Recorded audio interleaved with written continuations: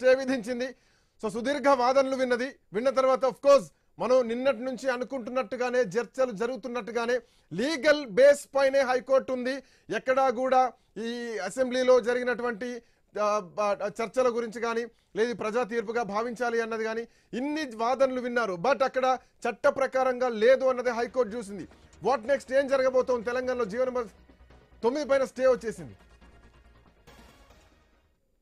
శ్రీకాంత్, రాష్ట్ర ఎలక్షన్ సంబంధించిన local body election సంబంధించి ఇప్పటికే ప్రభుత్వం తరఫున అడ్వకేట్ జనరల్ సుదర్శన్ రెడ్డి వాదనలు వినిపించారు. మరోవైపు Karnataka former advocate general Ravi Varma Kumar కూడా వాదనలు వినిపించారు. ఇద్దరి వాదనలు విన్నటువంటి హైకోర్టు చీఫ్ జస్టిస్ ధర్మాసనం జస్టిస్ అపరేష్ కుమార్ సింగ్, జస్టిస్ మొయినుద్దీన్ ఇద్దరు ధర్మాసనం కూడా అన్ని రకాల వాదనలు విన్న తర్వాత ఒకవైపు జీవో నెంబర్ 9 మీద ఒకవైపు దీనికి సంబంధించి స్టే విధించారు. దీనికి ఒకవైపు రాష్ట్ర ప్రభుత్వం కౌంటర్ దాఖలు చేయడానికి 4 వారాల గడువిచ్చారు. మరోవైపు పిటిషనర్ ప్రభుత్వ కౌంటర్ పైన కౌంటర్ వేయడానికి 2 వారాల గడువిచ్చారు. మొత్తానికైతే ఈ రోజు నుంచి నామినేషన్ల పర్వం మొదలవుతుంది అనుకుంటున్న తరుణంలో రాష్ట్ర ప్రభుత్వానికి ఇది ఒక జలక్ లాంటిది. ఒకవైపు జీవో నెంబర్ 9 పైన ఒకవైపు రాష్ట్ర హైకోర్టు ఒకవైపు స్టే ఇచ్చింది. దీంతో ఒక జరుగుతున్నటువంటి పరిణామాలతోటి మొత్తానికైతే అనేక రకాల అంశాలను కూడా రాష్ట్ర హైకోర్టు పరిగణలోకి తీసుకున్నది. ఇలాంటి నేపథ్యంలో ప్రభుత్వం తరపున ఒకవైపు జరుగుతున్నటువంటి విషయంలో ఒకవైపు ప్రభుత్వానికి ఇప్పుడు ఇది ఒక చెంపబెట్టు లాంటిదని తీర్పు అనుకోవచ్చు. అన్ని రకాల ఏర్పాట్లు చేసుకున్నాము. ఒకవైపు రాష్ట్రంలో లోకల్ బాడీ ఎలక్షన్ సంబంధించిన విషయంలో ఒకవైపు ప్రభుత్వం చట్టం చేసి చట్టం గవర్నర్ ఆమోదం పొందకుండానే అదే చట్టాన్ని ఎనాక్ట్ చేసుకుని జీవో నెంబర్ 9 జారీ చేసిన రాష్ట్ర ప్రభుత్వం. ఈ జీవో నెంబర్ 9 ప్రకారం బీసీలకు 42% రిజర్వేషన్లు ఇస్తూ ఒకవైపు ఎన్నికలకు సంబంధించిన విషయంలో ఒకవైపు వీరు ముందుకు వెళ్లడం జరిగింది. ఈ నేపథ్యంలోనే ఒకవైపు తెలంగాణ రెడ్డి జాగృతి నుంచి బుట్టంగారి మాధవరెడ్డి దీనికి సంబంధించి పిటిషన్ వేస్తూ ఇది ఒకవైపు రాజ్యాంగంలో 50% రిజర్వేషన్ల సీలింగ్ ను రాష్ట్ర ప్రభుత్వం ఉల్లంఘిస్తూ దీనికి ముందుకు వెళ్ళిందని చెప్పేసి కూడా ఒకవైపు పిటిషనర్ తమ ప్రేయర్ లో పేర్కొన్నారు. నిన్న ఇవ్వద్దన్నటువంటి వాదనలో నిన్న మొత్తం పిటిషనర్ తరపు వాదనలు అయితే కొనసాగాయి. ఈ రోజు నిన్న మధ్యాహ్నం తర్వాత రాష్ట్ర ప్రభుత్వం తరపు నుంచి ఒకవైపు supreme court senior lawyer Abhishek Singh Manvi వాదనలు వినిపించారు. ఈ రోజు రాష్ట్ర అడ్వకేట్ జనరల్ సుదర్శన్ రెడ్డి, అదేవిధంగా Karnataka former advocate general senior advocate అయినటువంటి రవి వర్మ కుమార్ వాదనలు వినిపించారు. రాజ్యాంగంలో ఎక్కడ కూడా 50% సీలింగ్ అని లేదు. కేవలం ఇది సుప్రీంకోర్టు పెట్టేటువంటి రూలింగ్ తప్ప ఎక్కడ కూడా ఒకవైపు దీనికి సంబంధించిన ఏ కేసులు లేదని చెప్పేసి కూడా పదే ఒకవైపు గుర్తు చేయడం జరిగింది. మొత్తానికైతే ఇలాంటి విషయంలో ఒకవైపు రాష్ట్ర ప్రభుత్వానికి సంబంధించి ఈ రోజు నుంచి లోకల్ బాడీ ఎలక్షన్స్ లో జెడ్పీటీసీ ఎంపీటీసీకి సంబంధించినటువంటి ఒకవైపు ఎన్నికలకు సంబంధించినటువంటి మొదటి దశ నామినేషన్ల పర్వం మొదలైంది. ఈ రోజు నుంచి 3 రోజులు నామినేషన్ సంబంధించి ముందుకు వెళ్తుందని చెప్పేసి అంతా అనుకున్నారు. అలాంటి తరుణంలో ఒక్కసారిగా రాష్ట్ర ప్రభుత్వం దీనికి సంబంధించిన విషయంలో రాష్ట్ర ప్రభుత్వానికి ఇది ఒక ఎదురు దెబ్బగానే చెప్పుకోవచ్చు. మరొక దాదాపు నెలన్నర పాటు దీనికి సంబంధించినటువంటి విషయంలో లీగల్ సంబంధించినటువంటి కాంప్లికేషన్స్లో ఇది ఇరుక్కుపోయి ఉంది. ఒకవైపు దీన్ని గతంలో తమిళనాడు వర్సెస్ గవర్నర్ సంబంధించిన కేసులో సుప్రీంకోర్టు గవర్నర్ కనుక దీన్ని 90 రోజుల్లోపు బిల్లులు ఆమోదించకపోతే డీమ్డ్ టు అప్రూవల్ అని చెప్పేసి ఇచ్చినటువంటి తీర్పుని దీనికి ఏ విధంగా వర్తిస్తుందని చెప్పి ఒకవైపు వాదించడం జరిగింది.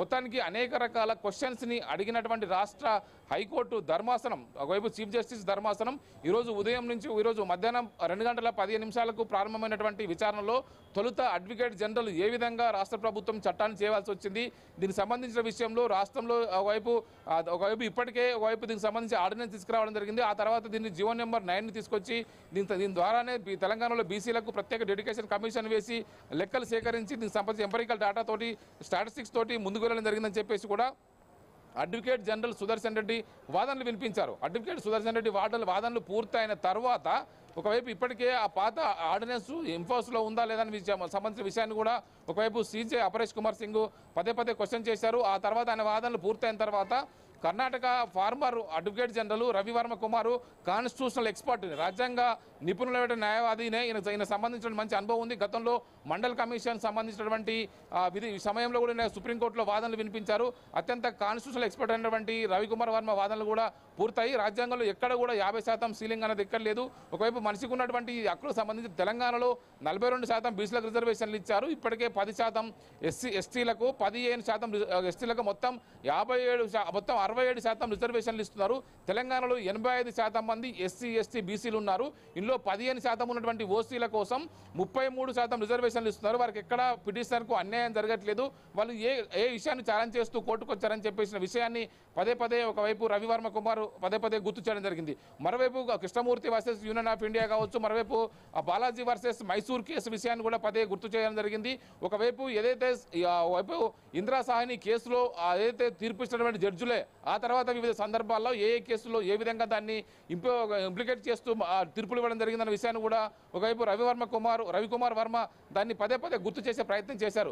మొత్తానికైతే ఈ రోజు నుంచి ఒకవైపు తెలంగాణలో భారతీయ జనతా పార్టీ మనకు జరుగుతున్నటువంటి ఈ పరిణామాల నేపథ్యంలో భారతీయ జనతా పార్టీ ఇది చట్టం ముందు నిలిచేటువంటి నోటిఫికేషన్ కాదు, ఇక నుంచి పార్టీ తరఫున ఎవరు నామినేషన్ల కార్యక్రమంలో పాల్గొనొద్దని చెప్పేసి ఈరోజు ఉదయమే పార్టీకి సంబంధించినటువంటి యంత్రాంగం అంతా కూడా రాష్ట్ర వ్యాప్తంగా పార్టీ శ్రేణులకు మీరు ఎవరు కూడా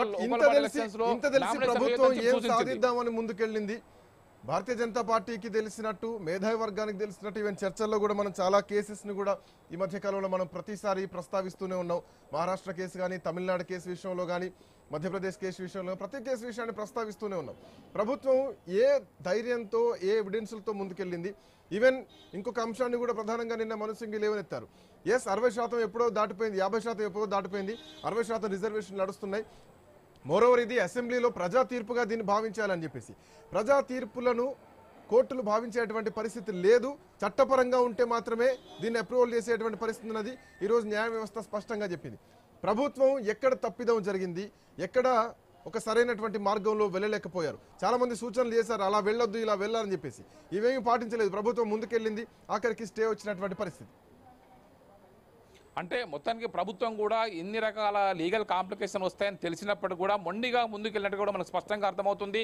ఒకవైపు చట్టాలు గవర్నర్ వద్ద రాష్ట్రపతి వద్ద పెండింగ్లో ఉండగానే ఒకవేళ అవి కూడా అప్రూవల్ అయిన తర్వాత కూడా వాటి కూడా సద్దబద్ధతను కోర్టు ఛాలెంజ్ చేసే అవకాశం ఉంటుంది. ఇలాంటి పరిస్థితుల్లో మేము కేవలం ఒకవైపు కేంద్ర ప్రభుత్వం త్వరలోనే ఒకవైపు దేశవ్యాప్తంగా సెన్సెస్ చేపట్టబోతుంది. సెన్సెస్ చేపట్టి సెన్సెస్లో ప్రతి వ్యక్తికి సంబంధించినటువంటి జనాభా లెక్కలతో పాటు వారి క్యాస్ట్ను కూడా ఈసారి తీసుకోబోతుంది. ఇలాంటి తరుణంలో రాష్ట్ర ప్రభుత్వం ఇప్పటికే దీన్ని ఒక తెలంగాణలో భూసాని వెంకటేశ్వర కమిషన్ వేసి ఒకవైపు కులగణన కంప్లీట్ చేసుకొని ఎంపరికల్ డాటాను సేకరించి ఎక్స్పర్ట్స్ కమిటీ తోటి తెలంగాణలో బీసీలో ఉన్నటువంటి ఆర్థిక రాజకీయ ఉద్యోగ వివిధ వెనుకబాటుతనాన్ని గుర్తించిన తర్వాతనే మేము రిజర్వేషన్ ఇస్తున్నామని చెప్పి పదే పదే రాష్ట్ర ప్రభుత్వం కోర్టుకు విన్నవించే ప్రయత్నం చేసినప్పటికీ కూడా ఒకవైపు ఈ పెంచినటువంటి రిజర్వేషన్ విషయంలోనే చాలా మంది గతంలో మనం చూసాం 2019లోనే కేసీఆర్ సర్కారు 396 జీవోను సేమ్ ఇదే పద్ధతిలో ఇప్పుడు జరిగినటువంటి తత్వనే అప్పుడు కూడా జరిగింది. 34% రిజర్వేషన్ ను ఛాలెంజ్ చేస్తూ అప్పుడు ఉన్నటువంటి వంగా గోపాల్ రెడ్డి ఒకవైపు అంతకుముందు ఒకవైపు సత్యనారాయణ రెడ్డి వీళ్ళంతా కూడా అది కోర్టుకు వెళ్ళడం జరిగింది. వీళ్ళు దాంతో కోర్టు దాన్ని కొట్టివేస్తామని చెప్పడంతో రాష్ట్ర ప్రభుత్వమే తన పిటిషన్ ఉపసంహరించుకొని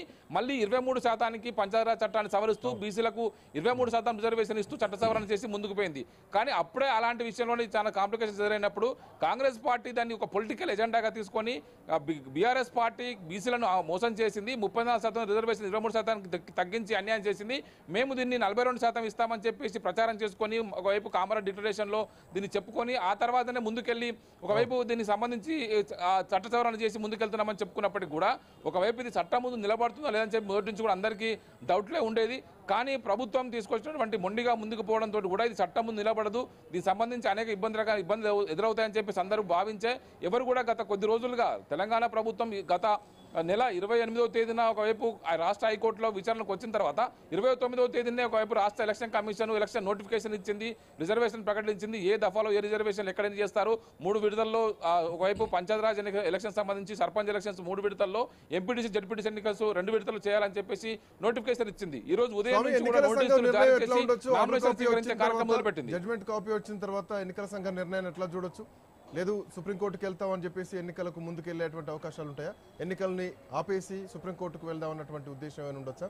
ఎట్లా చూడొచ్చు ఈ అంశాన్ని? ఇప్పటికే రాష్ట్ర హైకోర్టులో తేలక ముందుగానే వంగా గోపాల్ రెడ్డి సుప్రీంకోర్టుకు వెళ్తే సుప్రీంకోర్టు చివాట్లు పెట్టి కేసును పిటిషన్ విత్డ్రా చేసుకోమని సూచించడంతో కూడా పిటిషన్ విత్డ్రా చేసుకొని వెనక్కి వచ్చారు. ఇప్పుడు కూడా పిటిషనర్కి సంబంధించిన విషయంలో కావచ్చు ప్రభుత్వానికి కావచ్చు 4 వారాల కౌంటర్ దాఖలు చేయడానికి అవకాశం ఇచ్చింది. అదేవిధంగా ప్రభుత్వం వేసే కౌంటర్ మీద పిటిషనర్ మరొక 2 వారాలు కౌంటర్ వేయడానికి అవకాశం కల్పించింది. అంటే ఇంకా 6 వారాల పాటు ఈ స్టే ఇలా కొనసాగుతుంది. 6 వారాల తర్వాత మళ్ళీ హైకోర్టులో విచారణ కొనసాగి దాని మీద ఏదో ఒక తీర్పు వచ్చిన తర్వాత మళ్ళీ సుప్రీంకోర్టుకు వెళ్ళడానికి అవకాశం ఉంటుంది. ఉంటుంది.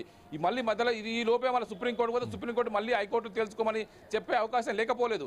కానీ ఇప్పుడున్న పరిస్థితుల్లో రాష్ట్ర ప్రభుత్వం కూడా మొండిగా ముందుకెళ్లకుండా సెప్టెంబర్